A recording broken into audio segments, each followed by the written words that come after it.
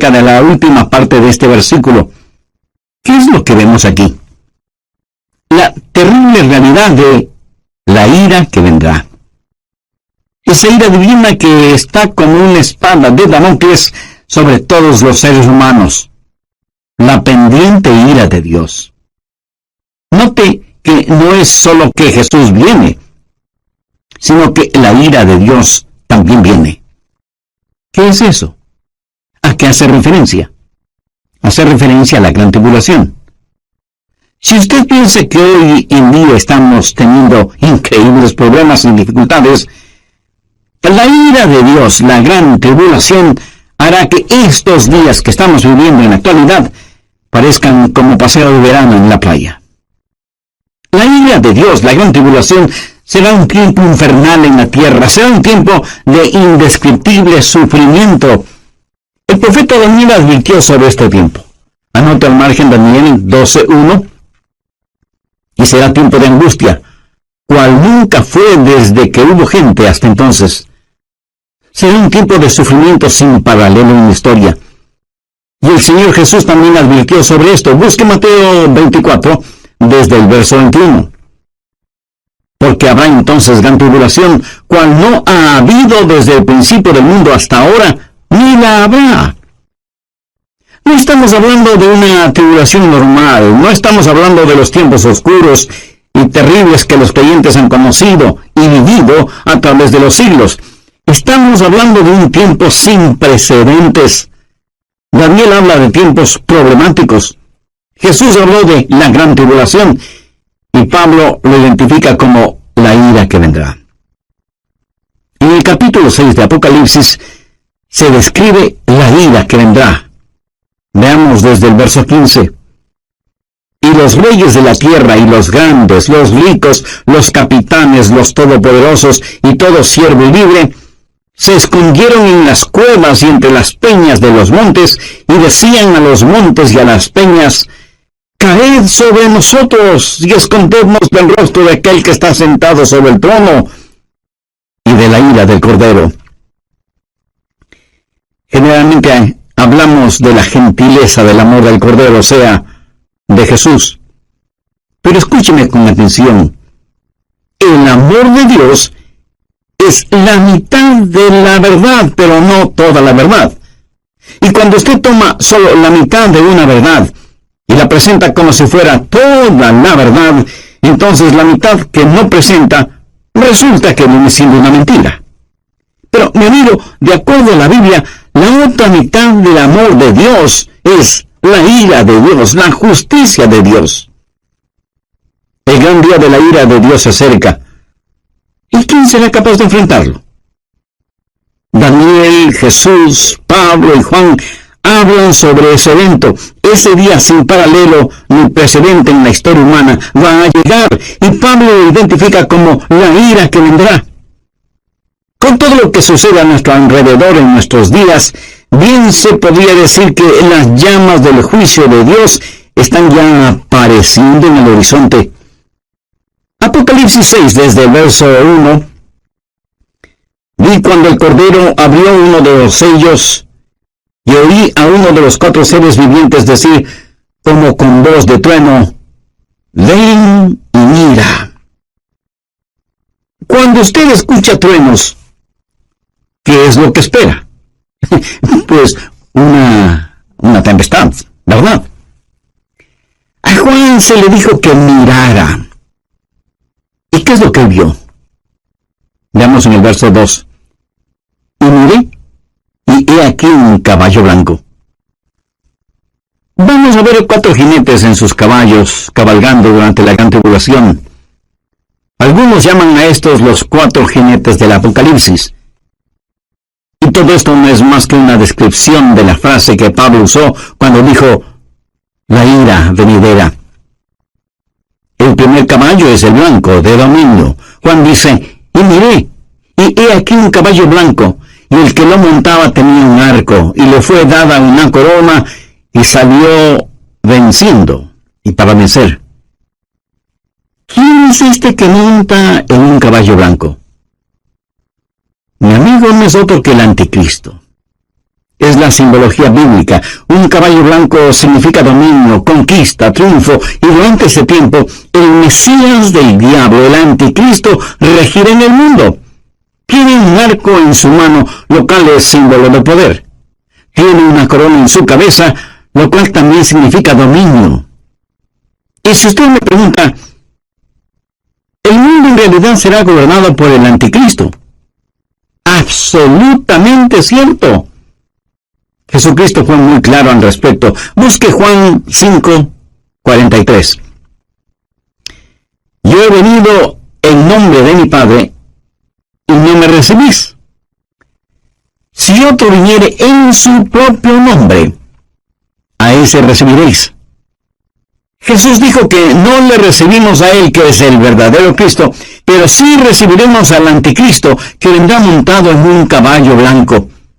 De paso, quiero compartir con usted lo que leí en un periódico y que tiene que ver con un nuevo símbolo propuesto para las Naciones Unidas. ¿Sabe cuál es ese nuevo símbolo? Un caballo blanco. El artículo dice que el caballo blanco es símbolo de paz, y cito textualmente parte de lo que dice el periódico. La paloma, como símbolo de paz y fraternidad entre las naciones, enfrenta a un competidor, un caballo blanco. El diseño del caballo blanco fue donado con el propósito de unir pacíficamente los 5 continentes, simbolizado a través de la fortaleza del caballo que asegura libertad y unidad. En la cabeza del caballo habrá 5 cintas de diferentes colores que representan los 5 continentes: Europa, Asia, África, América y Australia. Así que se está impulsando un nuevo símbolo de paz, un caballo blanco, para que unifique al mundo. Y Daniel, haciendo referencia al anticristo, dice que por medio de la paz destruirá a muchos. Segundo, el caballo rojo de la destrucción. Apocalipsis 6:4. Y salió otro caballo, bermejo, y al que lo montaba le fue dado poder de quitar de la tierra la paz, y que se matasen unos a otros, y se le dio una gran espada. El caballo rojo de la destrucción, rojo como el color de la sangre. Y cuando este inspirado anticristo cabalga para conquistar, en su diabólico cerebro no habrá más que esa idea, conquistar, y habrá guerra y terror y destrucción, y la sangre roja lo manchará absolutamente todo. ¿Alguna vez usted ha pensado en nuestro mundo presente, armado hasta los dientes, con toda clase de armas de destrucción? El Medio Oriente es un verdadero polvorín, y en realidad nadie sabe qué naciones tienen armas biológicas o capacidad nuclear o termonuclear. Un gran general norteamericano dijo: sabemos mucho más acerca de la guerra que de la paz. Sabemos más acerca de quitar la vida que acerca de vivir en este siglo que se pregona es el siglo del progreso. El conocimiento científico ha sobrepasado los límites de control. Tenemos muchos hombres de ciencia, pero en verdad muy pocos hombres de Dios. El mundo ha alcanzado notoriedad sin sabiduría, poder sin conciencia. Somos un mundo de gigantes nucleares, pero criaturas sin ética. Todo lo que sucede en el mundo está llegando a su clímax. Y la Biblia lo identifica como el gran día de la ira de Dios. Con la llegada del caballo rojo de la destrucción, el espíritu del odio que está en el anticristo inflamará los corazones y las mentes de los seres humanos y causará que los padres maten a sus propios hijos y que se maten entre hermanos. Será un tiempo de indescriptible sufrimiento cuando la espada estará chorreando la sangre de todos aquellos que no han querido recibir la marca de la bestia. Y los cadáveres estarán abandonados en las calles, llenando con olores putrefactos el aire, en donde se mezclarán las lágrimas y el llanto de los vivos con el pedido de auxilio de los moribundos. Y uno puede entender lo que profetizó Jesús cuando dijo: Mas ay de las que están encintas y de las que crían en aquellos días, porque habrá entonces gran tribulación, cual no ha habido desde el principio del mundo hasta ahora, ni la habrá.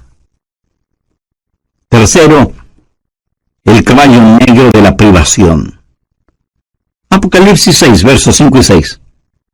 Cuando abrió el tercer sello, oía al tercer ser viviente que decía: ven y mira. Y miré, y he aquí un caballo negro, y el que lo montaba tenía una balanza en la mano, y oí una voz de en medio de los 4 seres vivientes que decía: 2 libras de trigo por 1 denario, y 6 libras de cebada por 1 denario, pero no dañes el aceite ni el vino. ¿Qué representa el caballo negro? Representa hambruna, invariablemente, porque después de una guerra sigue la hambruna. La balanza en este pasaje, usada para pesar harina, habla de la escasez de los alimentos y nos habla de precios elevadísimos y naciones que se mueren de hambre. 1 libra de trigo o cebada representa una comida, y esa comida costará todo un día de trabajo, o sea que será necesario el trabajar todo el día para poder comprar algo para comer. ¿Sabía que ya vivimos en un mundo en donde más de la mitad de la población vive en perpetuo estado de hambre? Ahora imagínense lo que será durante la gran tribulación, cuando los hombres inflamados con un espíritu de odio preferirán ir a la guerra antes que trabajar en la tierra. Por la historia aprendemos que cuando el general romano Tito Vespasiano, en el año 70, cercó a Jerusalén, impidió el abastecimiento de alimentos desde fuera de la ciudad y confiscó todos los alimentos que encontró dentro de la ciudad para su propio ejército. Fue tan la hambruna que se sintió en Jerusalén que, según los historiadores, las madres casi enajenadas por el hambre mataban a sus bebecitos para comérselos. Jesús dijo que un tiempo mucho peor que eso está por venir. Cuarto, el caballo amarillo de la destrucción. Apocalipsis 6, versos 7 y 8. Cuando abrió el 4º sello, oí la voz del 4º ser viviente que decía: ven y mira. Miré, y he aquí un caballo amarillo, y el que lo montaba tenía por nombre Muerte, y el Hades le seguía. Y le fue dada potestad sobre la 4ª parte de la tierra para matar con espada, con hambre, con mortandad y con las fieras de la tierra. En el original griego, la palabra amarillo describe un color verde amarillento pálido. Este caballo es el de la destrucción, y millones de seres humanos serán destruidos. Esto nos enseña que en los oscuros días de la ira venidera habrá un odio generalizado, inspirado por el anticristo, y las masacres serán las consecuencias de ese odio, y la sangre correrá como ríos, y el hambre producirá muerte, y después de la muerte, el infierno. Se dice que a veces más gente muere después de terminada una guerra que durante la guerra misma. Y usted preguntará, ¿cómo puede ser eso posible? Amigo, después de la guerra hay una explosión de pandemias, infecciones, plagas. Pero en este pasaje, note que después de la muerte viene el Hades. ¿Qué significa eso? La muerte reclama el cuerpo, pero el Hades reclama el alma. Esos van a ser días terribles cuando ni siquiera en el sepulcro usted podrá esconderse de Dios. Y yo creo que los 4 jinetes del Apocalipsis están listos para comenzar su recorrido. Si nuestros oídos son sensibles, escucharemos el estruendo de sus cascos aproximándose aceleradamente. El gran día de la ira de Dios vendrá, ¿y quién será capaz de enfrentarlo? Este pasaje de Primera de Tesalonicenses nos previene acerca de la ira que vendrá, pero solo he hablado de una parte de lo que sucederá durante la gran tribulación. Vayamos ahora a Apocalipsis 9. La gran tribulación será un tiempo cuando los espíritus diabólicos serán desatados sobre la tierra. Apocalipsis 9:1. Y el quinto ángel tocó la trompeta y vi una estrella que cayó del cielo a la tierra. ¿Qué representa esa estrella caída? Es el mismísimo Lucifer. Y se le dio la llave del pozo del abismo, o sea, la llave es entregada a este supercriminal para que abra la cárcel que está en el abismo y deje en libertad a los malévolos espíritus encerrados allí. Y cuando eso pase, cosas increíblemente horrorosas van a suceder. Veamos el verso 2. Y abrió el pozo del abismo, y subió humo del pozo como humo de un gran horno, y se oscureció el sol y el aire por el humo del pozo, y del humo salieron langostas sobre la tierra, y se les dio poder como tienen poder los escorpiones de la tierra. Un notable comentarista bíblico refiriéndose a esto dice: las langostas son infernales, por eso vienen desde el fondo del abismo. Bueno, aquí no está hablando de langostas comunes. Estas son un emblema, un simbolismo de espíritus diabólicos. Son espíritus infernales e insaciables. Este no es un panorama muy halagador que digamos, ¿no le parece? Y menos para quienes no son salvos todavía. ¿Es usted ya salvo o salva? ¿Hay en su corazón el anhelo de que Jesús regrese? ¿Tiene la absoluta certeza de que al morir se irá al cielo? Si no es así, usted necesita hacer una decisión espiritual ahora mismo. Le invito a decir la siguiente oración. Dígala con sus propias palabras. Las mías son solo una guía. Querido Dios, perdóname porque aún siendo religioso, he estado tan pendiente de las cosas materiales que no he puesto ninguna atención a las cosas espirituales. Soy pecador y necesito tu perdón. Me acerco a ti en busca de misericordia y gracia. Señor Jesús, te invito a que seas mi Salvador y mi Señor. Lo hago con sincera y... En el oriente, enormes enjambres de langostas aparecen en cierta época del año y devoran todo cuanto encuentran a su paso, incluyendo la vegetación. Pero las langostas de este versículo son diferentes. No dañarían ni una sola hoja de la vegetación, pero sí dañarían a los hombres y serían insaciables. Pero no solo son insaciables, sino que también son intolerables. Veamos los versos 5 y 6. Y les fue dado no que los matasen, sino que los atormentasen 5 meses, y su tormento era como un tormento de escorpión cuando hiere al hombre. ¿Ha sido usted alguna vez picado o mordido por un escorpión? Bueno, yo sí. Y eso es algo que de ninguna manera es agradable en recordarlo. Pero estos tal vez billones de langostas bíblicas salidas del abismo infernal tendrán el poder de ocasionar intolerables y terribles dolores. ¿Cuán terrible es ese dolor? La respuesta está en el verso 6. Y en aquel día los hombres buscarán la muerte, pero no la hallarán. Y ansiarán morir, pero la muerte huirá de ellos. Los hombres con ansiedad buscarán la muerte, porque la muerte será una bienvenida liberación al tormento ocasionado por estos espíritus diabólicos que estarán en total libertad sobre la tierra. No solo serán espíritus intolerables, sino que además serán espíritus irresistibles. Verso 7. Y el aspecto de las langostas era semejante a caballos preparados para la guerra. Como un ejército bien entrenado, avanzan, marchan, y nadie les puede detener, nadie puede estorbar el vertiginoso marchar de estas fuerzas diabólicas salidas del fondo del abismo de la maldad. Son irresistibles y al parecer invencibles. Apocalipsis 9:7. Y el aspecto de las langostas era semejante a caballos preparados para la guerra. En las cabezas tenían como coronas de oro. ¿Qué significa esto?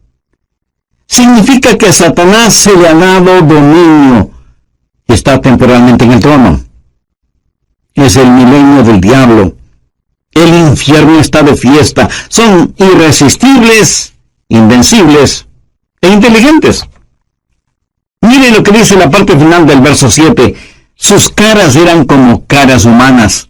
En la tipología bíblica, el rostro de un hombre siempre habla de inteligencia. Pero siempre ha sido la sabiduría humana la que ridiculiza la verdad de Dios. El interés de Satanás siempre ha sido el controlar la mente del hombre, no tanto su corazón y conciencia.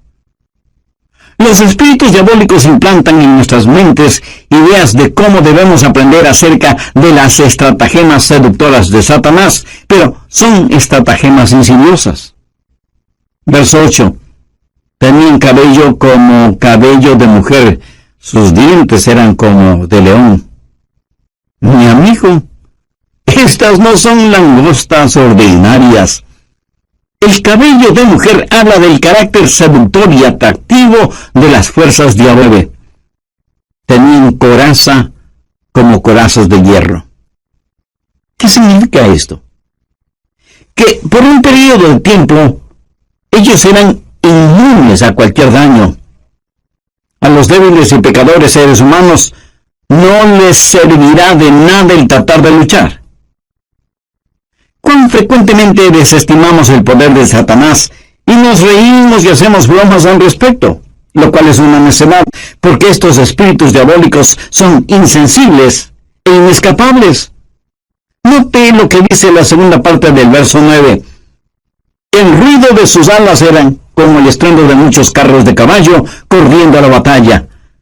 Por todas partes el aire está lleno con los ruidos de estos espíritus diabólicos, a quienes usted ni puede ganar en astucia, ni nada. Veamos ahora el verso 10. Tenían colas como de escorpiones y también aguijones, y en sus colas tenían poder para dañar a los hombres durante 5 meses. ¿Sabía usted que el tiempo normal de vida de una langosta es 5 meses? El apóstol Juan usa simbolismos para decirnos que estos espíritus malignos, que tienen colas como de escorpiones, efectuarán su trabajo de herir a los hombres. Tienen el poder para hacerlo. Y como si todo esto fuera poco, esos espíritus son además indivisibles. Verso 11. Y tienen por rey sobre ellos al ángel del abismo, cuyo nombre en hebreo es Abadón y en griego Apolión. Hay un rey sobre estos espíritus. Recuerde que no tenemos lucha contra sangre y carne, sino contra principados, contra potestades, contra los gobernadores de las tinieblas. Abadón o Apolión literalmente significa destrucción. Un poderoso príncipe infernal, tal vez Satanás mismo, es quien los guía para que torturen a los habitantes de la tierra durante la gran tribulación, o sea, durante la ira venidera. En segundo lugar, hay una anticipada espera. Veamos 1 Tesalonicenses 1:10. Y esperar de los cielos a su Hijo, al cual resucitó de los muertos, a Jesús, quien nos libra de la ira venidera. ¿Lo vi? Esperamos por su Hijo Jesús, quien nos libra de la ira venidera. Pregunta, ¿vivirá la iglesia la gran tribulación? ¿Estará la iglesia sujeta a la ira que vendrá? Bueno, personalmente no lo creo, y le diré por qué. Creo que la Biblia claramente enseña que la iglesia será arrebatada, raptada, antes de que la ira llegue. Veamos 1 Tesalonicenses 5:9. Porque no nos ha puesto Dios para ira, sino para alcanzar salvación por medio de nuestro Señor Jesucristo. El apóstol Juan le dijo a la iglesia de Filadelfia la misma cosa. Veamos Apocalipsis 3:10. Por cuanto has guardado la palabra de mi paciencia, yo también te guardaré de la hora de la prueba que ha de venir sobre el mundo entero.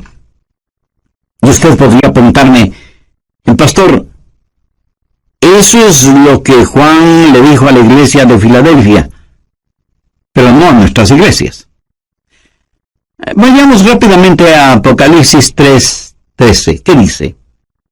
El que tiene oído, oiga lo que el Espíritu dice a las iglesias. Lo que se le dijo a la iglesia de Filadelfia también es para nosotros. Si guardamos las palabras de su paciencia, Él nos librará de...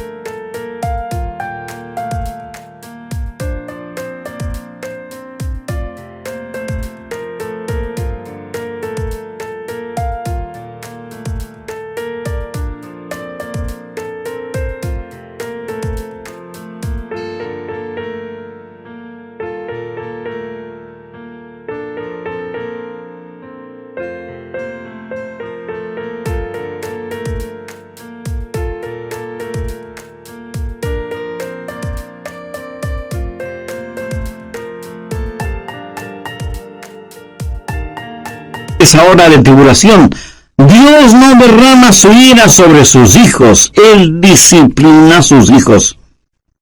Antes de que un reino declare guerra a otro reino, ¿qué es lo que hace? Llama a sus propios ciudadanos a que salgan de ese reino antes de declarar la guerra. Antes de que Dios hiciera llover fuego y azufre sobre Sodoma, el ángel le dijo a Lot: no puedo hacerlo hasta que tú salgas de aquí. Lot y su familia fueron sacados de la ciudad antes de que la ira de Dios se hiciera una realidad. Dios los salvó sacándoles de la ciudad. Antes de que Dios enviara el diluvio en tiempos de Noé, ¿qué es lo que hizo? Arrebató a Enoc antes del diluvio para que fuera como un retrato, una ilustración de que antes de que Dios derrame su ira, Dios salva a los suyos. Dios puso a Noé en el arca como una ilustración de lo que la nación judía experimentaría y saldría del fuego de la tribulación. Si la iglesia va a pasar la gran tribulación, hay ciertas cosas que deben suceder. Y no estaremos esperando el regreso de Jesús en cualquier momento. Anote Mateo 24:36. Pero del día y la hora nadie sabe, ni aun los ángeles del cielo, sino solo mi Padre. Nadie, absolutamente nadie, sino el Padre, conoce el tiempo del regreso de su Hijo a la tierra. Y en Mateo 24:38, porque como en los días antes del diluvio estaban comiendo y bebiendo, casándose y dándose en casamiento, hasta el día en que Noé entró en el arca, entonces vendrá el Hijo del Hombre. Ahora escúcheme, comer, beber, casarse o dándose en casamiento no es precisamente la gran tribulación. Es cierto que para algunas parejas su cónyuge es una gran tribulación. ¿Qué es lo que dice Mateo 24:42? Velad pues, porque no sabéis a qué hora ha de venir vuestro Señor. Y en el verso 44 leemos: por lo tanto, también vosotros estad preparados, porque no sabéis cuándo será el tiempo. Una y otra vez el Señor nos dice que debemos estar listos. Él nos ha librado de la ira venidera. Si la iglesia va a pasar por la gran tribulación, entonces, en vez de estar mirando hacia arriba, debemos estar mirando alrededor, esperando no a Cristo, sino al anticristo. No habrá la esperanza bendita, y la muerte sería mucho mejor que pasar por la tribulación para llegar al reino. Sí, hay una ira pendiente, pero también hay una anticipada espera. Nosotros esperamos por Jesús. Hay también un servicio ejemplar. ¿Qué debemos hacer? Pues estar listos para el rapto. ¿Cómo los creyentes de la iglesia primitiva se preparaban para el rapto? Veamos 1 Tesalonicenses 1:9. Porque ellos mismos cuentan de nosotros la manera en que nos recibisteis y cómo os convertisteis de los ídolos a Dios para servir al Dios vivo y verdadero, y esperar de los cielos a su Hijo, al cual resucitó de los muertos, a Jesús, quien nos libra de la ira venidera. En primer lugar, si usted quiere estar listo para el rapto, necesita convertirse de sus ídolos a Dios. Y alguien dirá, nosotros no tenemos ídolos. Oh, sí que los tenemos. Ídolos viejos con nombres nuevos. En vez del dios Mamón, que representa avaricia, ahora es el dios ambición.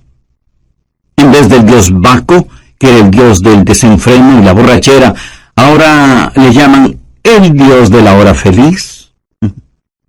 En vez de la diosa Afrodita, que era la diosa de la lujuria sexual, ahora la llaman la revolución sexual. Son los mismos dioses y diosas, ídolos de antaño, con atractivos y políticamente correctos nombres. Hoy en día, en vez de Marte, que era el dios de la guerra, ahora se lo identifica como indignación justa. Y sin embargo tenemos en nuestras modernas ciudades más problemas, crímenes y odios como nunca antes. Viejos ídolos con nuevos nombres. ¿Y qué es un ídolo? Un ídolo es cualquier persona o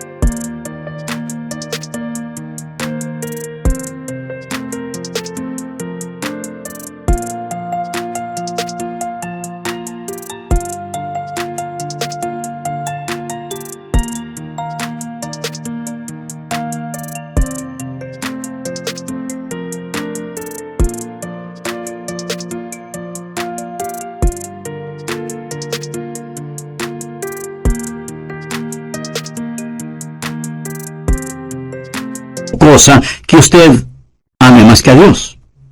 Es cualquier cosa en la cual usted confía más que en Dios. Es cualquier cosa a la que sirve más que a Dios. O cualquier cosa a la que usted tema más que a Dios. Cualquier persona o cosa que le desvíe de Dios es un ídolo. En Mateo 6:33 leemos: mas buscad primeramente el reino de Dios y su justicia, y todas estas cosas os serán añadidas. Usted debe volverse de sus ídolos a Dios. Usted no puede tener a Cristo y al mundo al mismo tiempo. Tiene que arrepentirse. Esa es la primera cosa para estar listo o lista para el rapto. ¿Se ha vuelto usted hacia el Dios vivo y verdadero? ¿Se ha olvidado o dejado de sus viejos caminos? ¿Le ha entregado su corazón a Jesús, que es el Dios vivo y verdadero? En segundo lugar, hay que servir al Dios vivo y verdadero. Algunos de ustedes me dirán: Pastor Adrián, yo creo las cosas que usted predica sobre profecía. Bueno, muchas gracias.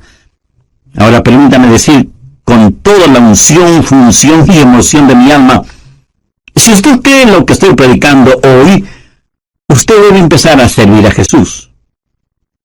Por favor, saque su cabeza de las nubes proféticas y ponga sus pies en la tierra y comience a ganar almas. La verdadera prueba no es si usted cree o no lo que estoy enseñando, sino lo que usted va a hacer para prevenir a los hombres de la ira que vendrá. Y debemos trabajar hasta cuando Jesús regrese, y luego nos juntaremos en nuestro hogar celestial. Tercero, hay que esperar el regreso de Jesús. Esos creyentes esperaban por Jesús, no como un último recurso o como una escalera de incendios, sino que estaban diciendo: ven pronto, Señor Jesús. Estaban esperando su regreso, ansiaban su venida, vivían con esa expectativa, oraban por su venida, y muchos literalmente murieron diciendo: ven, Señor Jesús. Como ilustración le contaré que una joven mujer estaba en la estación del tren esperando a su novio, que venía para casarse, y ella estaba ahí, esperando con ansiedad el tren. El anciano jefe de la estación también estaba allí, con sus horarios de llegadas y salidas de trenes. Él sabía que un tren estaba por llegar, pero no lo esperaba con la misma ansiedad con que esa novia esperaba la llegada del tren en donde venía su novio. Nosotros debemos tener el espíritu no del jefe de la estación, sino de esa novia. La Biblia dice: y esperando los cielos a su Hijo, al cual resucitó de los muertos, a Jesús, quien